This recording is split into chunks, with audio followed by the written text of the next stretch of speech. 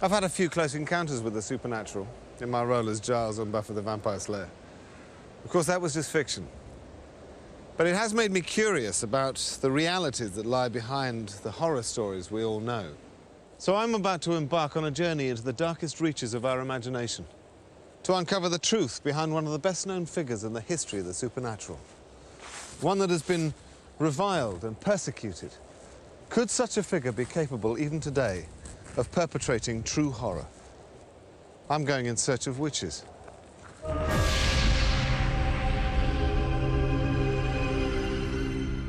Every fairy story seems to have a witch in it somewhere. Children through the ages have been frightened by cackling hags, riding broomsticks, ready to wave a wand, weave a spell, transform them into a toad. 300 years ago, people were so fearful of witchcraft that thousands of women, men and children were tried as witches and burned at the stake. That was then. What about now?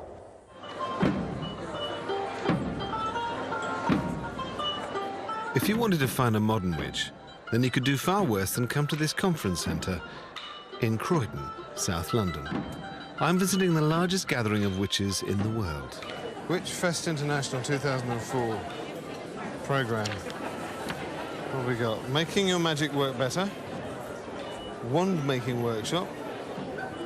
Anatomy of a spell. I think I'm in the right place.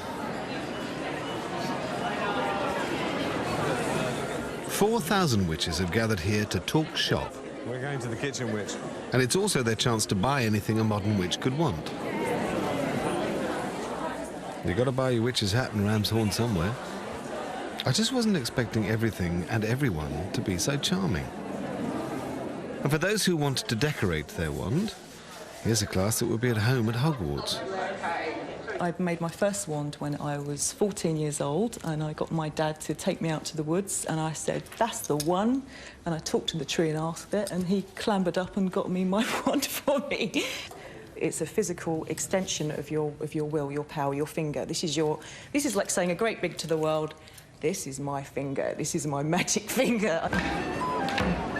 Maybe it seems like a giant trade show, but these people aren't just in it for the pointy hats.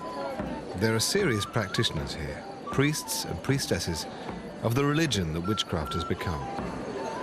But it seems so cleaned up that it's almost a relief to discover that spells and potions still have a place.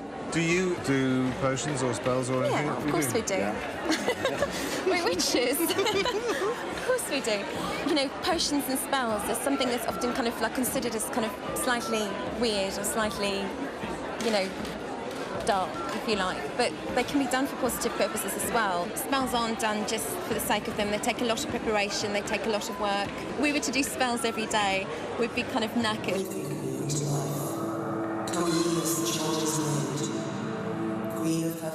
Although the witchcraft practiced here has turned its back on the dark side, throughout history, there's always been an association with evil, and it's one that hasn't gone away.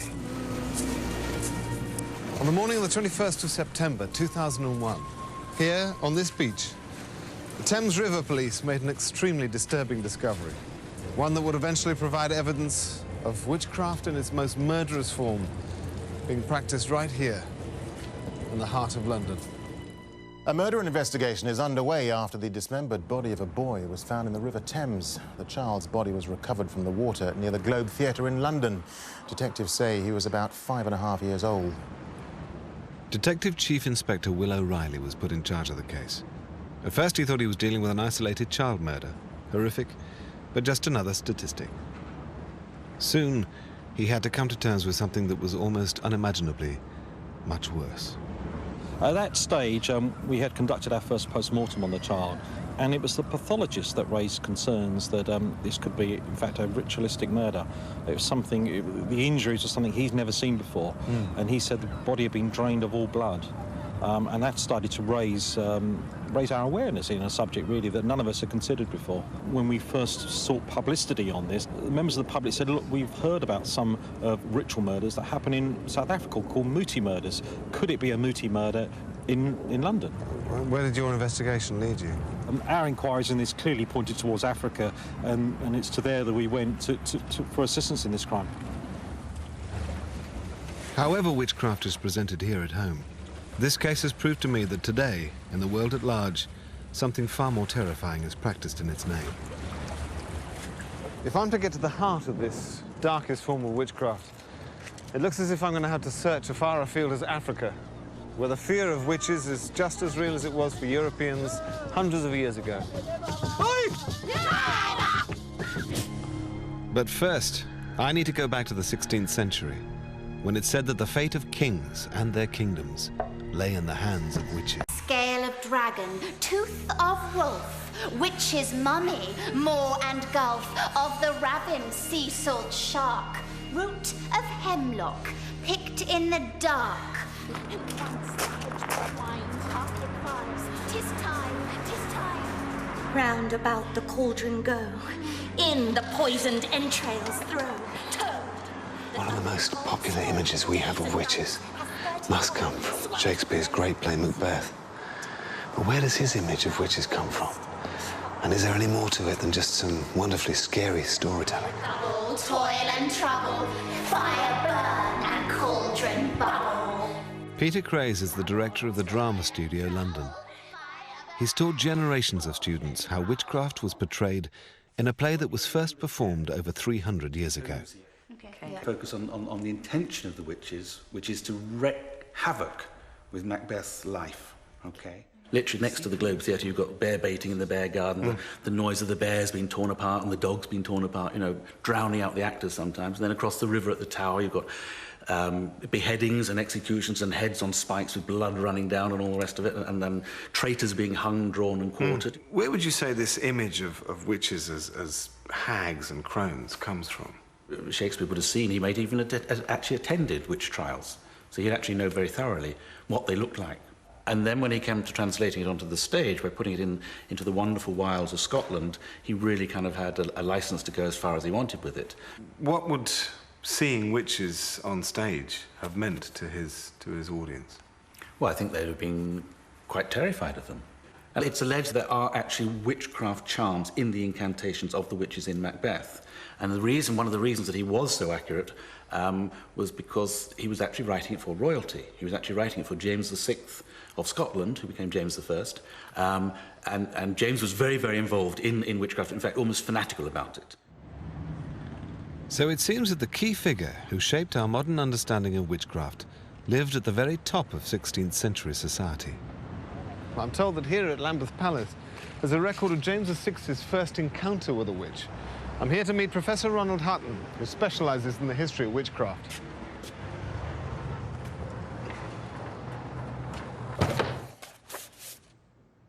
This book is a sexed-up government dossier. It's the official record, and you can see it just inside the title page. I have undertaken to publish this short treatise, which declareth the true discourse of all that happened, and as well what was pretended by those wicked and detestable witches against the king's majesty, as also by what means they wrought the same. The events described here are taking place in the villages and small towns to the east of Edinburgh, towards the end of 1590. And that's where he focused on the greatest healer of the area, a woman called Agnes Sampson. And right so, the nails sair that nailed Jesus and the mare. Come on, lass. Come on. The whole thing about a charm is that words carry particular power. So it can be absolute gobbledygook, which nobody can understand, so it sounds really amazing. Or it can be a traditional evocation of Christian faith, and that's what poor old Agnes dealt with. In the earth and in the stone, I conjure thee in God's name. It was a bit tacky to the smooth new style of Protestant, but there was nothing inherently illegal about it, let alone diabolical. I trow by Almighty God that wrought both heaven and earth. Meanwhile, while poor old Agnes was busy healing people, little did she know that a few miles away another woman was in trouble. This was a mixed-up teenager called Gillis Duncan, who was a maidservant who acquired a considerable healing skill.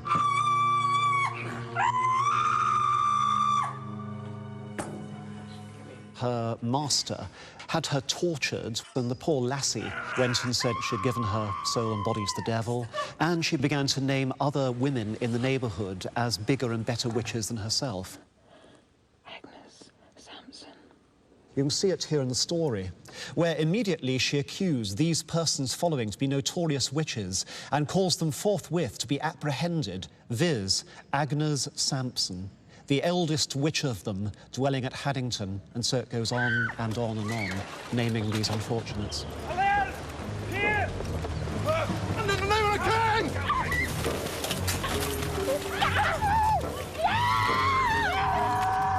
The author of this book is almost certainly a minister from the area in which the witches had lived, called James Carmichael, and he managed to get the king interested in taking up the trial personally of a group of hitherto harmless healers and tying them into a huge diabolic plot by Satan himself to kill the king. We are, of course, delighted at you and your new bride's safe homecoming. It was difficult for her. It seemed as though the storms would never abate. Did the tempest show itself out of ordinary fears? Perhaps, for the time of year. I fear they may be brought together infernally. In Haddington, we have a whole coven of witches that we believe intend harm against your Majesty's person. No more of your witches. Sir, it is the devil himself would harm you. So you have her for me to see? If I may presume, there can be none more fitted to extract the truth from her. This far she denies her guilt. But we have, from a serving lassie, an account of all the perverse prayers she used to cure the Lady Kilbaberton. In Christ's name, I conjure thee. This aforesaid Agnes Sampson was taken and brought unto Holyrood House before the King's Majesty and sundry other of the nobility of Scotland, where she was straitly examined. Straitly means strictly, rigorously. Look at me! You did say these things, did you not? These are your words. By Christ's name, what did you conjure? Answer me!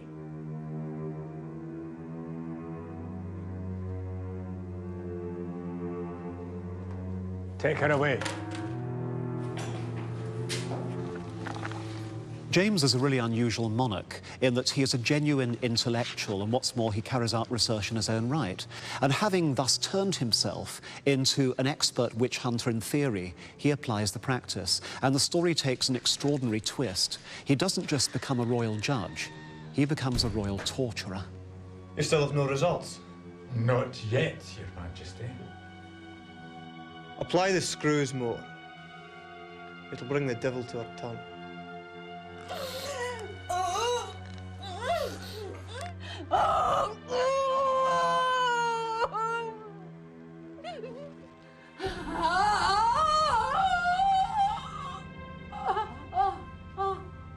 Carmichael, you can leave her to me.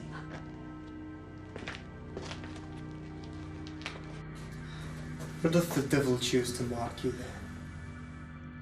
What the king is looking for is the witch's mark.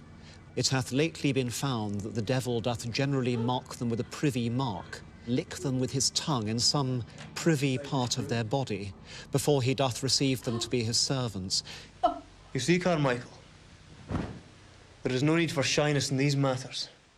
The king found a privy mark of the devil somewhere in her crotch. It could be poor old Agnes had a hemorrhoid. At any rate, the result is decisive, because at that moment she breaks. She realises that now she's doomed. 200 witches we travelled to the sea. Where? North Berwick. And we were dancing. Aye, come here, ye over here. Come here, ye go. Let it up. Come here, ye go, me baby. Come. Oh, come here, ye go. Here. Here. Come. And then the devil came to your kirk and he lifted up his gown and we all kissed his arse, every one of us. And he did say the most ungodly exhortations against his greatest enemy. And his reason, that the King of Scotland was his greatest enemy in the world. You're a liar, woman. At this point, Agnes is being disbelieved by the king, and she seems to lose her temper, and what follows is one of the most incredible moments in the entire history of witchcraft. I wish that you did not disbelieve my words, for I know. I know what you said to your queen on your wedding night.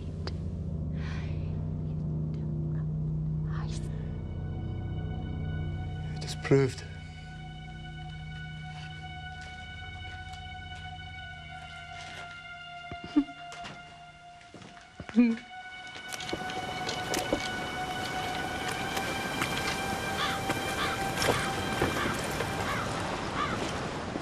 It is logically possible that Agnes Sampson was a witch, but in which case she was absolutely brilliant at magic and absolutely terrible at survival skills.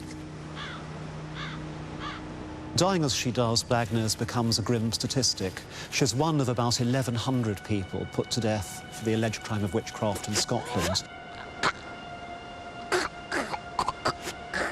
Agnes was relatively lucky as convicted witches go. She was strangled and then her body was burned to ashes. At least they choked her before she burned, so she was spared a horrific agony.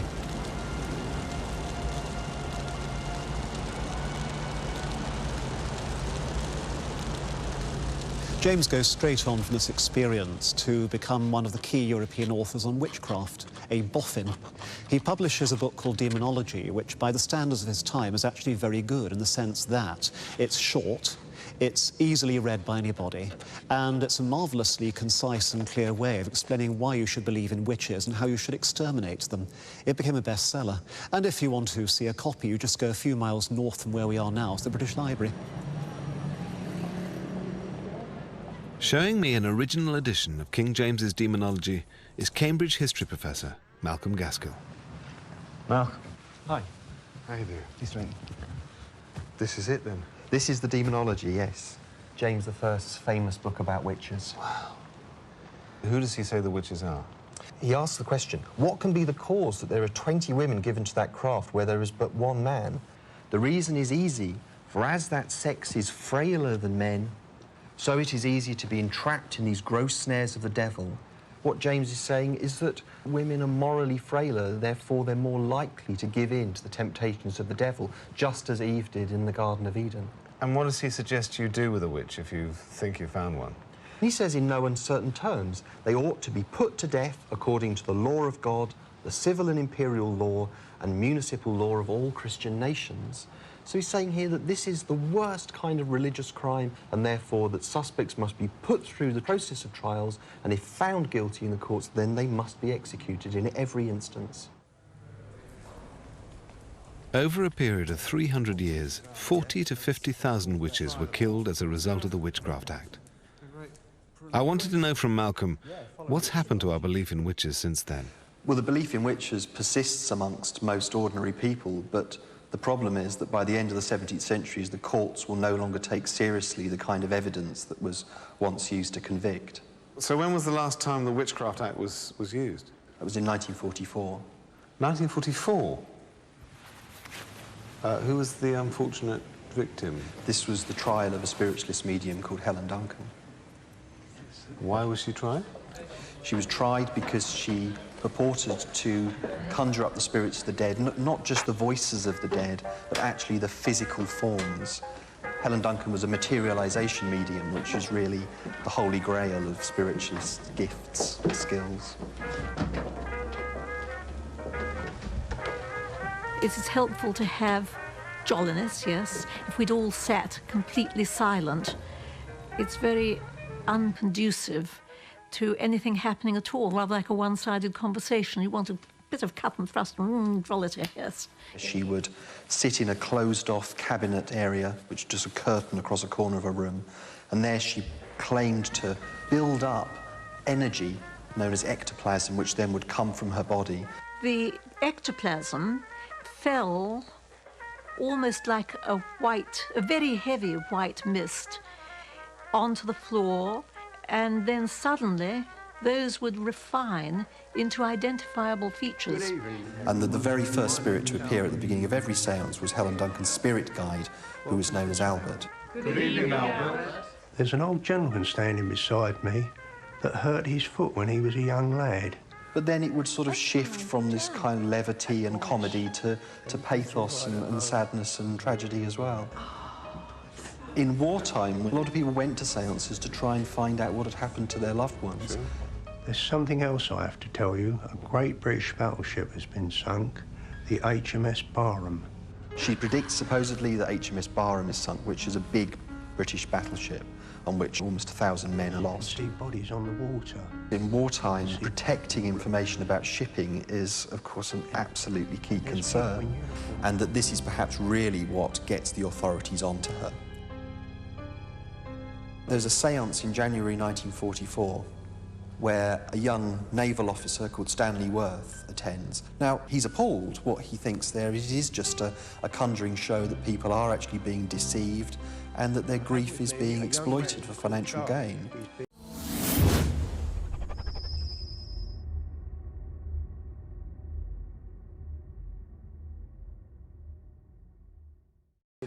And Stanley Worth jumps up, declares the whole thing a fraud, tries to grab hold of the spirit, grapples with the spirit supposedly, but immediately senses that actually it's just a piece of cloth.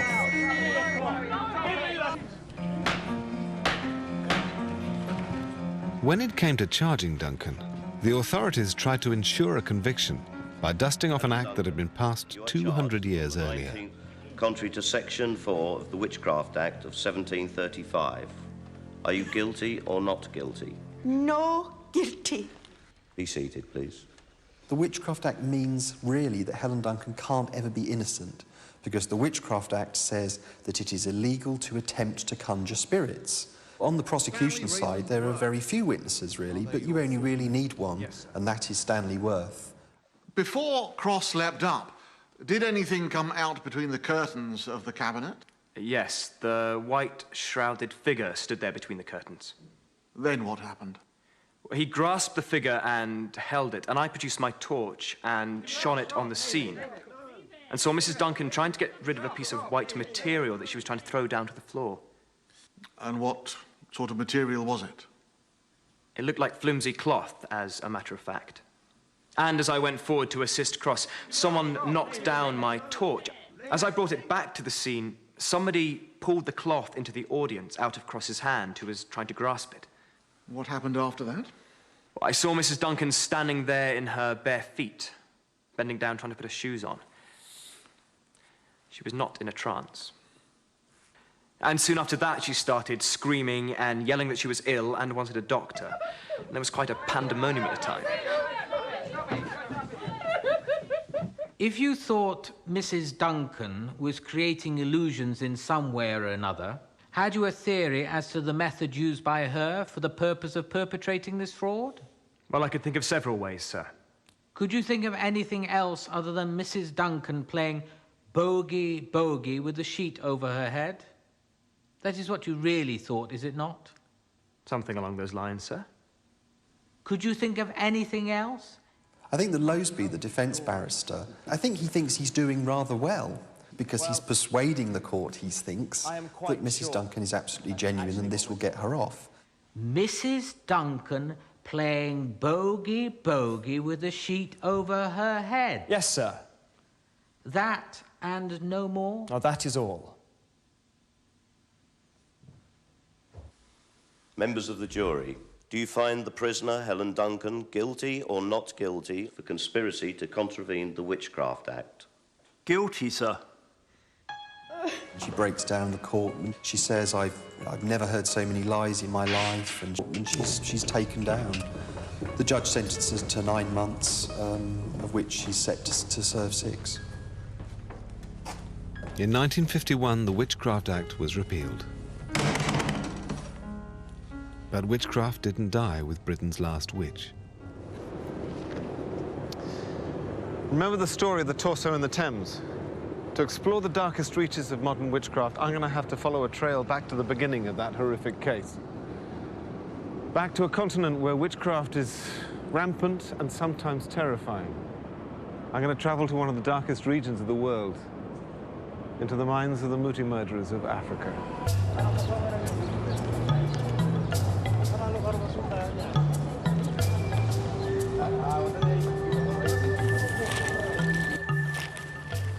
This seems like a million miles away from the sort of place I'd expect to come to investigate the meaning of witchcraft today. What I'm just looking at the newspaper now confirms I'm in the right place. Check this out.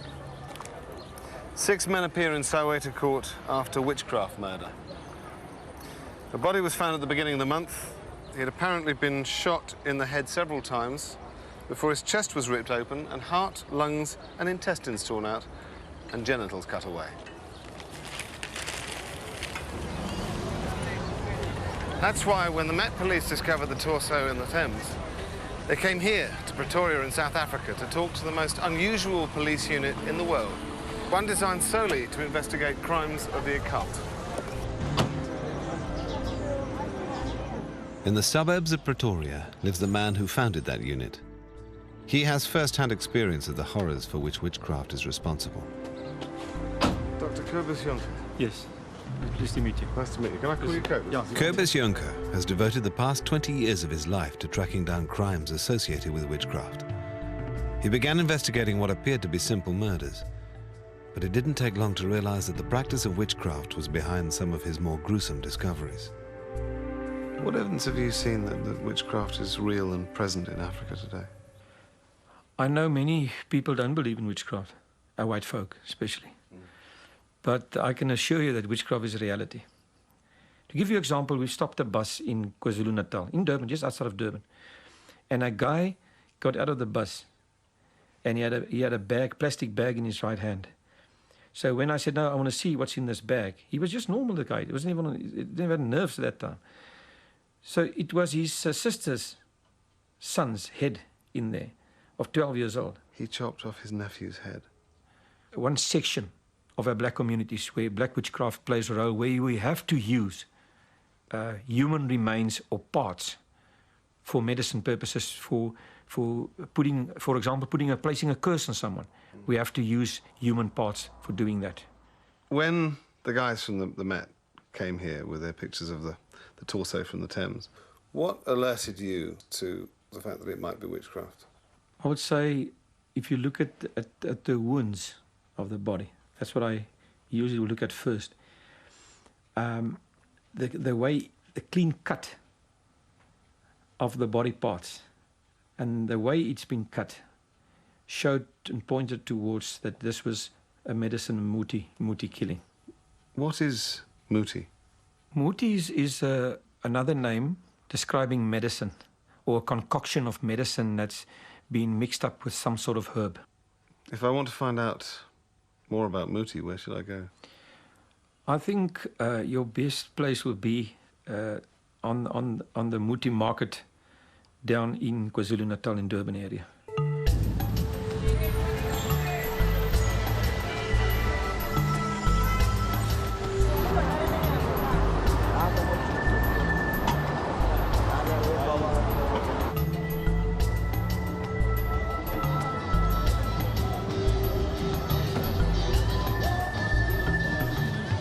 After hearing what I have about the darker side of witchcraft on this continent, I must admit I'm a little nervous about what I might find here at this booty market. But I'm going to meet Dr. Mhlongo, who's the president of the Traditional Healers Council. He's going to show me around.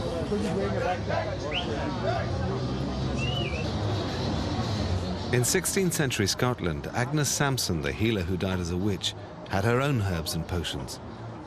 But she could only dream of a place like this. Hidden amongst the Durban tower blocks and flyovers, I've been told that this is the place where traditional African healers, or sangomas, like Dr. Mhlongo, come to buy their magic potions. Dr. Mhlongo. Hello. How you doing? Anthony. Hi, how are you? Do you mind showing me around the muti market? As I'm talking to these people, because I'm seeing some herbs which are very important here. It's used to prevent lightning from striking your home. Wow. Because witch doctors are using other herbs to send lightning to you, but if you have got this one, it will not come. And it works? It works. It works. Without these herbs, we wouldn't be living, because there are so many witch doctors that want to kill our patients, wants to kill ourselves, so we always protect ourselves with these herbs. Clearly there's a battle going on here between good and evil magic. The magic potions create a very powerful medicine, But I wanted to understand how this magic works. What are these? These are snakes. No shooting. No shooting. I'm sorry. No shooting. Is there a certain animal that you would use if you were afraid, for instance? Yeah, you can take the lion bone, because the lion is not afraid of people, so you mix it with your herbs and then you become strong. Sure. Yeah. I've heard that sometimes they use human parts as well. No. Those are not traditional healers. Right. Those are witch doctors. Right. Traditional healers will only heal, but not kill. Those that use human parts are not among our members. How does it make you feel when people are trading in human parts and killing people, most especially children, it seems? I feel very much offended, and I have spoken to the police. Those are the people that need to be hanged because they kill other people's children. We are totally against that, and we will never condone it. It seems that black and white magic use similar techniques, but to very different ends. I wanted to find out more and asked Dr. Mhlongo if there was any way he could teach me. Today in the afternoon, I'll be going to the Sangoma graduation in Mapumolo. Oh. And I wonder if you could come with me because many things will be happening there. Things that I've never seen before, you'll be seeing there. Sangomas dancing, you know, drinking herbs and all those things. So a Sangoma is a healer, trained in the use of herbs and magic to protect people against disease and those who would do them harm.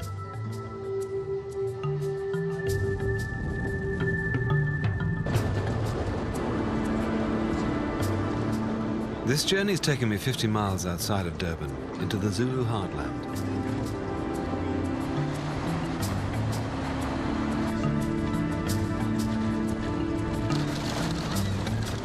The Sangoma I'm about to visit has been waiting many months to graduate, and the ceremony is planned to last the whole weekend.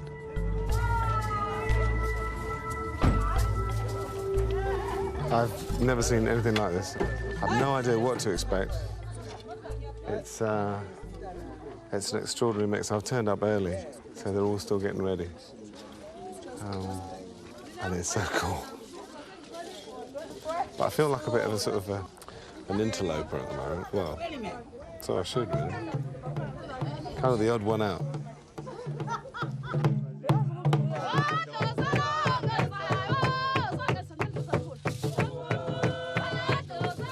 I was lucky enough to find a guide to explain to me what was going on.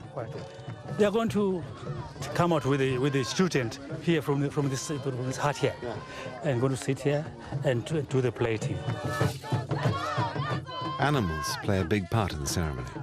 If the chicken flies from the Sangoma's head, then the Sangoma won't be able to graduate. But then, looking into the hut, I caught a glimpse of something I found really hard to take. The first of what was to be many animal sacrifices.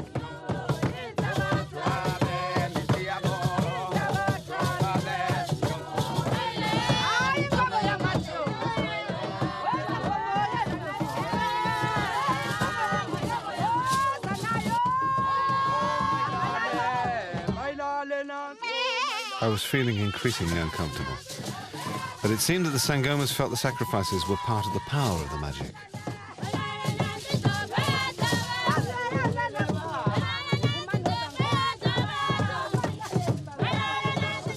The goat that I'd heard scream only a few minutes before now had a further role to play in increasing the Sangoma's witchcraft.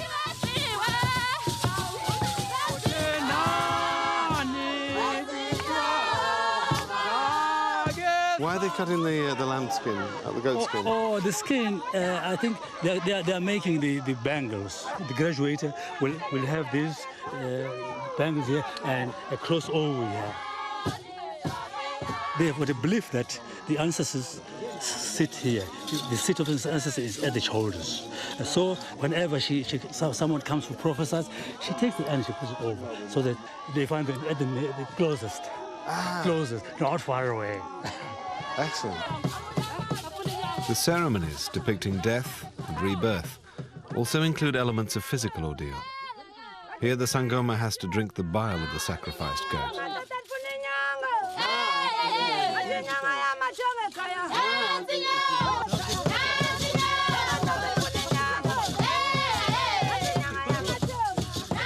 But this is also a party.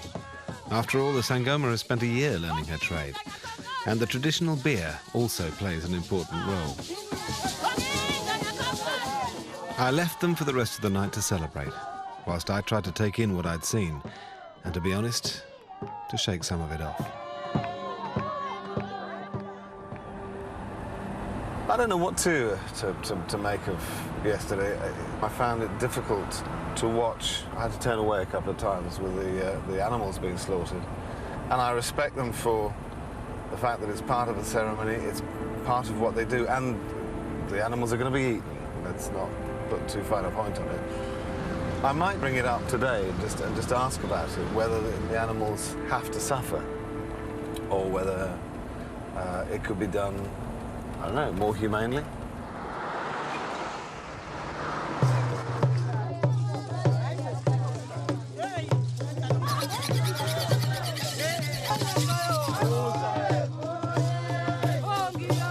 Watching the ceremony, I was concerned about the animals.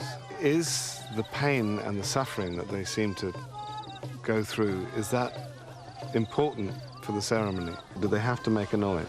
The noise that is made by the animal is a trumpet that is blown to the ancestors so that they understand, they listen, they take heed. We believe that some of the ancestors are asleep. So when the trumpet cries, see, everybody wakes up and listen. So if the animal was killed and remained silent, it wouldn't be as powerful? The whole thing would be a flop. By the river, the Sangoma was undergoing a purification ceremony. I wanted to take this chance to ask her directly about her powers as a witch. Now that you've had the ceremony and you've graduated, what are the nature of the powers that you have? Where do they come from? Aphuma kobabamkhulu amandla amokwelapha. Ibona bangitshelayo ukuthi umuntu uphethwe isifo sini. Ebese benginika ikhambi lokumelapha. Would you have to protect anybody from someone trying to do evil to them? Yebo ngingakwazi. Even from another witch doctor? Yebo ngingakwazi ukumvikela ma efika abantu bakithi bengikhombisa ukuthi kukhona abamphosa kabi, ngingakwazi ukumvikela ukuthi leyo nto abamphosa ngayo ingakwazi ukumngena aphile abe nempilo. Thank you, and I think you're needed. Thank you.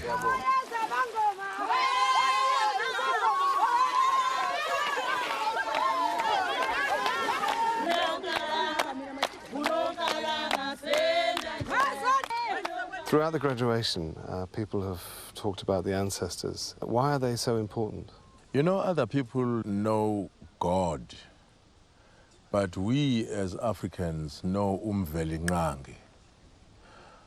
We do not talk to Umvelingangi direct or to God direct. We talk to our ancestors, and our ancestors will talk to God or Umvelingangi on our behalf.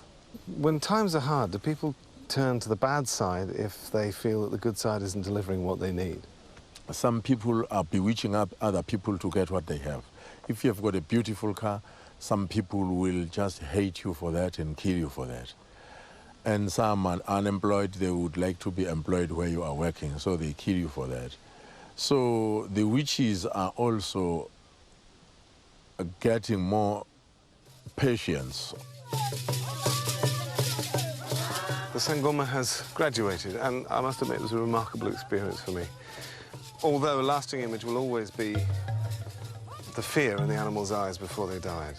Apparently their pain and suffering increases the magic, and that appears to be an underlying part of the process. So I'm going to go back and see Dr. Yonka. See where that takes me.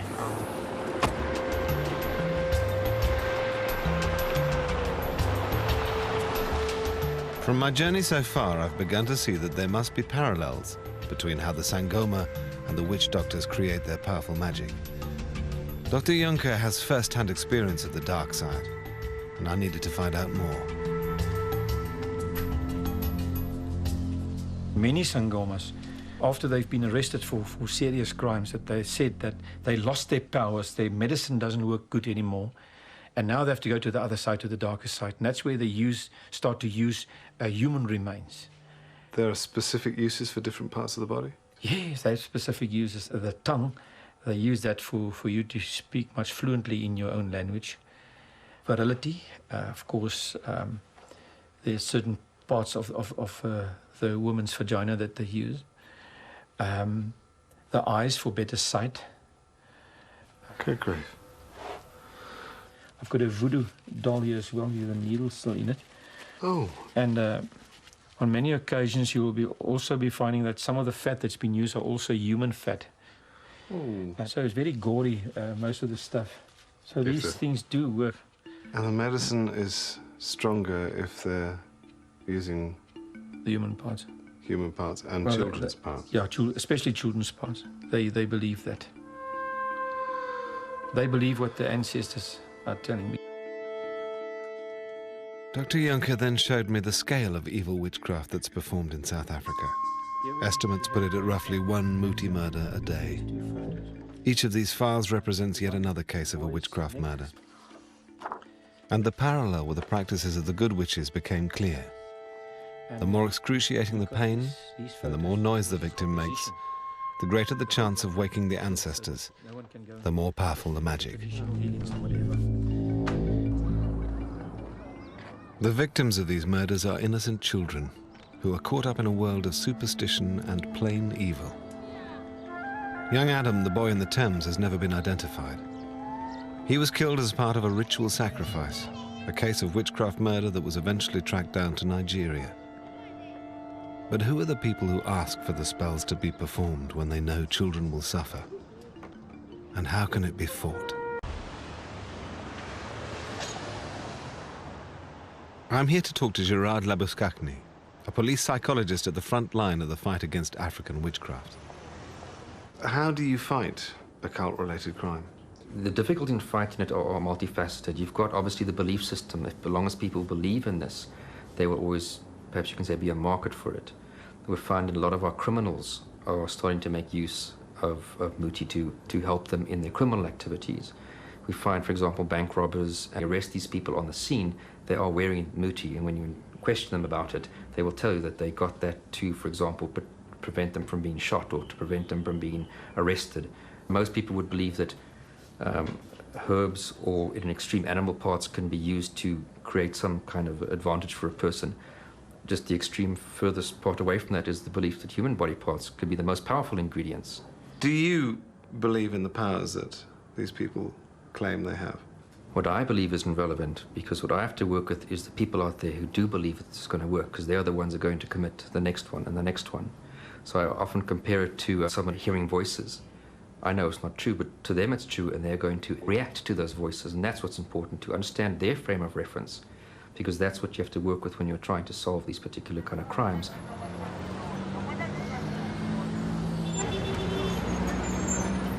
The people murdered to create the powerful magic aren't the only innocent victims of witchcraft.